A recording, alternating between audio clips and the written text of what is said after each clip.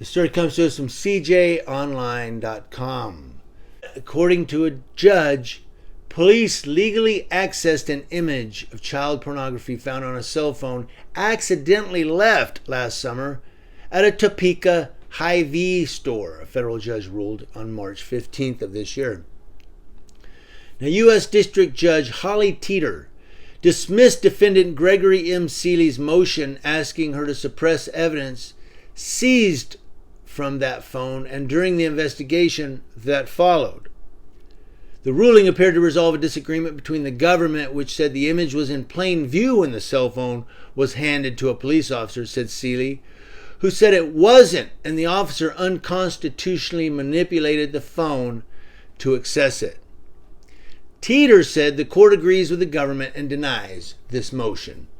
Of course, there's going to be a status conference in April reference this case. Now, Seeley, 64, of Topeka, faces federal charges of 2 counts of sexual exploitation of a child involving the possession of child pornography and 1 count of possession of a firearm by an unlawful user of a controlled substance, court records show. Seeley left his Motorola cell phone at a cashier's register July 1st of last year after buying groceries at the Hy-Vee at 2951 Southwest Wanamaker Road, where an employee tried to obtain his contact information by pressing the phone's unlock button, according to a motion filed last December by Nicholas David, an attorney representing Seeley. So this cashier tries to unlock the phone, no luck. How did the police see these images then if the phone was locked? Did they manipulate it? After then seeing the phone's background image, remember sometimes if you press it, it'll light up even though it's locked. There's still that desktop image. Or the wallpaper, or whatever you want to call it.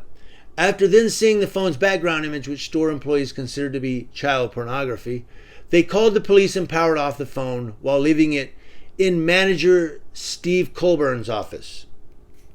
Justin Brocksterman, a Topeka police detective serving with a federal task force, and another Topeka police officer, came to the scene and seized the phone.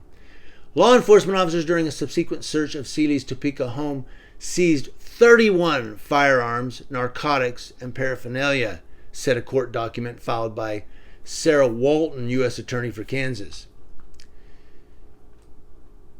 In his motion to suppress evidence, which was filed in December, David quoted Colburn as saying Brocksterman turned the phone and began searching it in Colburn's presence before ultimately seizing it.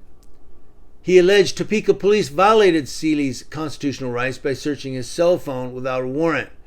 Teeter's dismissal of David's motion to suppress came 19 days after Colburn gave contrasting testimony at a February 24th hearing, saying he couldn't recall what Brocksterman did after Colburn gave him the phone.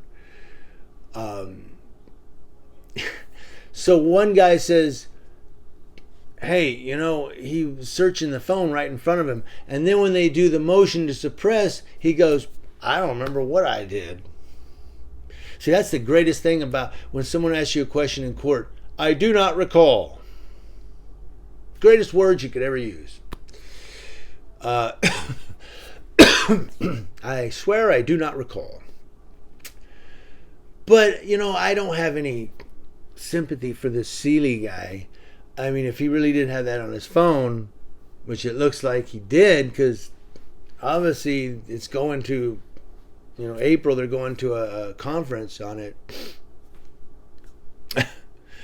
Do you guys have any sympathy for this guy? Or do you say, you know what? Let the cops do what they want on this guy. 64, child exploitation on his phone.